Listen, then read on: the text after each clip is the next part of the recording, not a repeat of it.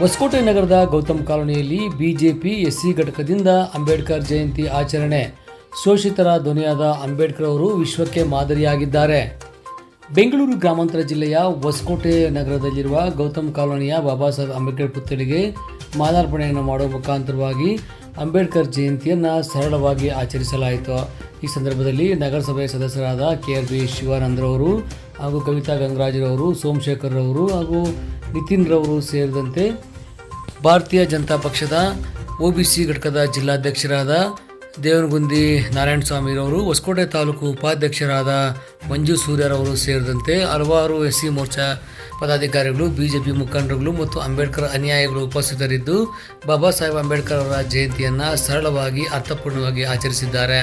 ಈ ಸಂದರ್ಭದಲ್ಲಿ ನಗರಸಭಾ ಸದಸ್ಯರಾದ ಸೋಮಶೇಖರ್ ರವರು ಮತ್ತು ಕವಿತಾ ಗಂಗರಾಜರವರು ಮಾತನಾಡಿ, ಅಂಬೇಡ್ಕರ್ ಅವರು ಒಂದು ಸಮುದಾಯಕ್ಕೆ ಸೀಮಿತವಾದವರಲ್ಲ, ಜೊತೆಗೆ ಅಂಬೇಡ್ಕರ್ ಅವರು ಇಡೀ ಭಾರತದ ದೇಶಕ್ಕೆ ದೀಪದಂತೆ ಬೆಳಕಾಗಿ ಶೋಷಿತರ, ಹಿಂದುಳಿದವರ, ದಲಿತರ ಜೀವನಾಡಿಯಾಗಿದ್ದವರು. ಅಂಥವರನ್ನು ಸ್ಮರಿಸುವುದು ನಮ್ಮೆಲ್ಲರ ಕರ್ತವ್ಯವಾಗಿದೆ ಎಂದರು.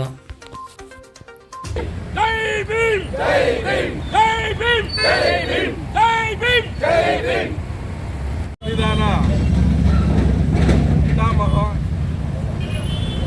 ಈ ದೇಶದ ದೀನ ದಲಿತರ, ಅಲ್ಪಸಂಖ್ಯಾತರ, ವಿಶೇಷವಾಗಿ ಮಹಿಳೆಯರ, ಹಾಗೆ ಧ್ವನಿ ಇಲ್ಲದವರ ಧ್ವನಿಯಾಗಿ ಈ ದೇಶದಲ್ಲಿ ಇದ್ದಂಥ ಅಸ್ಪೃಶ್ಯತೆ, ಅಸಮಾನತೆ ಹಾಗೆ ಅನೇಕ ಸಮಸ್ಯೆಗಳನ್ನು ನಾವು ಸ್ವತಃ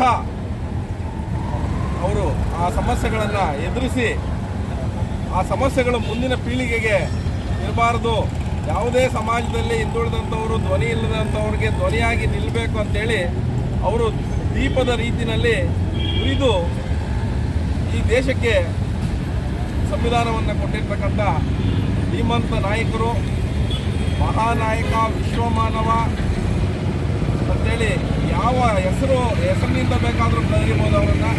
ಆ ರೀತಿಯಲ್ಲಿ ಈ ಸಮಾಜ ಸುಧಾರಣೆಗಾಗಿ ಅವರು ತಮ್ಮ ಹೆಂಡತಿ ಮಕ್ಕಳನ್ನು, ತಮ್ಮ ಸ್ವಂತಿಕೆಯನ್ನು, ಸ್ವಾರ್ಥವನ್ನು ಬಿಟ್ಟು ಅವರು ಈ ದೇಶಕ್ಕಾಗಿ ಅವರ ಒಂದು ಜೀವನವನ್ನು ಸವಿಸಿದ್ದಾರೆ.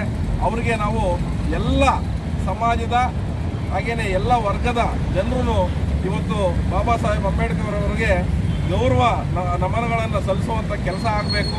ಯಾಕಂತಂದರೆ ಇತ್ತೀಚಿನ ದಿನಗಳಲ್ಲಿ ಏನಾಗ್ತದೆ, ಈ ಜಾತಿ ವ್ಯವಸ್ಥೆ ಹಾಗೆ ಏನು ಈ ಅಸಮಾನತೆ ಏನಿತ್ತು ಅದು ಮರುಕಳಿಸುವಂಥ ವಿಚಾರಗಳು ಇತ್ತೀಚೆಗೆ ಬರ್ತಾ ಇದೆ.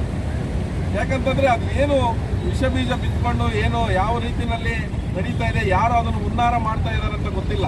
ಆದರೆ ಇವತ್ತು ಸಮಾನತೆಗಾಗಿ ಹೋರಾಡಿದಂಥವ್ರನ್ನ ಒಂದು ಮೂಲೆ ಗುಂಪು ಮಾಡಿ ಒಂದು ವರ್ಗಕ್ಕೆ ಸೀಮಿತ ಮಾಡಿ ಇವತ್ತು ರಾಜಕಾರಣವನ್ನು ಮಾಡ್ತಾ ಇರ್ತಕ್ಕಂಥದ್ದು ನಾವೆಲ್ಲರೂ ನೋಡ್ತಾ ಇದ್ದೀವಿ. ಅದು ಯಾವುದೇ ಕಾರಣಕ್ಕೂ ಅದಾಗಬಾರ್ದು. ಅದು ಕೆಟ್ಟ ಒಂದು ಬೆಳವಣಿಗೆ. ಇವತ್ತು ಸಮಾಜಕ್ಕಾಗಲಿ ಯಾವುದೇ ಜಾತಿ ಧರ್ಮದವರು ಹೋರಾಟ ಮಾಡಿರಲಿ, ಅವ್ರನ್ನೆಲ್ಲ ಗುರುತಿಸಿ ಅವ್ರಿಗೆ ಗೌರವ ನಮನಗಳನ್ನು ನಡೆಸುವಂಥ ಕೆಲಸ ಆಗಬೇಕು ಈ ಸಮಾಜದಲ್ಲಿ ಅಂತೇಳಿ ನಾನು ಈ ಸಂದರ್ಭದಲ್ಲಿ ಹೇಳಕ್ಕೆ ಬಯಸ್ತೀನಿ. ಎಲ್ರಿಗೂ ಬಾಬಾ ಸಾಹೇಬ್ ಅಂಬೇಡ್ಕರ್ ಅವರ 133ನೇ ಜಯಂತಿಯ ಶುಭಾಶಯಗಳನ್ನು ಸಲ್ಲಿಸುವ ಮುಖಾಂತರ ನಾವು ಈ ಕಾರ್ಯಕ್ರಮವನ್ನು ಇವತ್ತು ಯಶಸ್ವಿಗೊಳಿಸಿದ್ದೀವಿ. ಎಲ್ರಿಗೂ ಮತ್ತೊಮ್ಮೆ ಬಾಬಾ ಸಾಹೇಬ್ ಅಂಬೇಡ್ಕರ್ ಅವರ ಜಯಂತಿಯ ಶುಭಾಶಯಗಳನ್ನು ಹೇಳ್ತಾ ನನ್ನ ಮಾತನ್ನು ಮುಗಿಸ್ತಾ ಇಲ್ಲ. ಜೈ ಹಿಂದ್, ಜೈ ಕಾಂಗ್ರೆಸ್. ಭಾರತ ದೇಶದ 140 ಕೋಟಿ ಜನ ನಾಗರಿಕ ಬಂಧುಗಳಿಗೂ ಡಾಕ್ಟರ್ BR ಅಂಬೇಡ್ಕರ್ ಅವರ 133ನೇ ಜಯಂತಿಯ ಶುಭಾಶಯಗಳು. ಏನು ಇವತ್ತು ಈ ದೇಶದಾದ್ಯಂತ ಡಾಕ್ಟರ್ BR ಅಂಬೇಡ್ಕರ್ ಅವರ ಜನ್ಮದಿನಾಚರಣೆಯನ್ನು ಸರಳವಾಗಿ ಆಚರಣೆ ಮಾಡ್ತಾಯಿದ್ದೀವಿ. ಈಗಷ್ಟೇ ತಾಲೂಕು ಕಚೇರಿ ಆವರಣದಲ್ಲಿರುವ ಡಾಕ್ಟರ್ BR ಅಂಬೇಡ್ಕರ್ ಪುತ್ಥಳಿಗೆ ಮಾಲಾರ್ಪಣೆ ಮಾಡಿ ಈಗ ಗೌತಮ್ ಕಾಲೋನಿಯಲ್ಲಿರೋ ಪುತ್ಥಳಿಗೆ ಮಾಲಾರ್ಪಣೆ ಮಾಡಿದ್ದೇವೆ.